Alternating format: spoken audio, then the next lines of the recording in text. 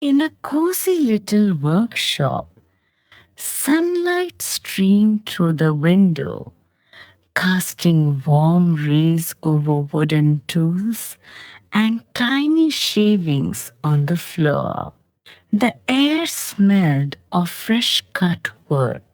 In the center of the room stood a kind wood carver named Geppetto. He was busy crafting a puppet with bright painted eyes. Geppetto sighed, wishing with all his heart that this puppet could be a real boy.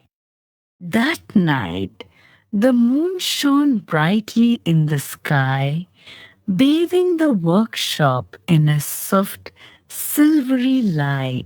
Suddenly, a gentle fairy appeared, her wings sparkling like stars. She floated gracefully above the puppet, her face filled with kindness. With a wave of her wand, she touched the wooden puppet and whispered, "You may become real if you are brave, kind, and honest." Pinocchio opened his eyes and smiled wide, his heart filled with hope. The next morning, Geppetto hugged Pinocchio tightly, a huge smile on his face. "Off to school with you," he said, handing him a shiny new book. Pinocchio felt excited as he waved goodbye. As he walked down the sunny road, he met a sly fox and a sneaky cat. Their mischievous smiles made Pinocchio curious. "Forget school," they said. "Come to the fun land." Bright posters flapped on wooden poles, calling him to adventure. Tempted by their words, Pinocchio followed the fox and cat. Soon he found himself lying to a kind cricket sitting on a green leaf. "I never left the path," Pinocchio insisted, his heart racing. Suddenly, he felt something strange. His wooden nose began to grow longer. He touched it with surprise, his face shifting from joy to fear. As he looked around, he noticed birds landing near his nose.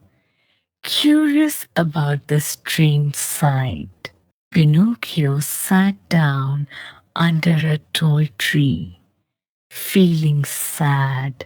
Wooden tears rolled down his cheeks as he thought about his life. The kind cricket spoke gently.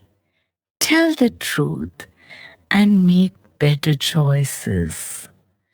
Pinocchio listened carefully, understanding the importance of honesty. Nodding his head, Pinocchio decided to go home. He walked back to Geppetto, feeling brave enough to share what had happened. With a sincere heart, he apologized and told Geppetto everything. On the wooden table, warm soup steamed invitingly, and Geppetto smiled with love, proud of his son's honesty. The next day, Pinocchio walked to school with a light heart. On the way, he saw a lost child looking scared. Remembering the cricket's words, he helped the child find their way home. Pinocchio spoke honestly, even when it was hard. That night, The fairy returned, glowing with silver light. She smiled at Pinocchio, and his nose returned to its normal size.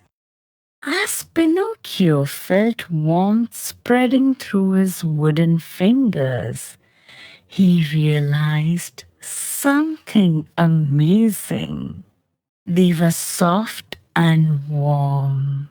He had become a real boy at last. Geppetto laughed with joy in the sunny doorway, his heart bursting with love. Their small home was filled with laughter, kindness, and the promise of honesty.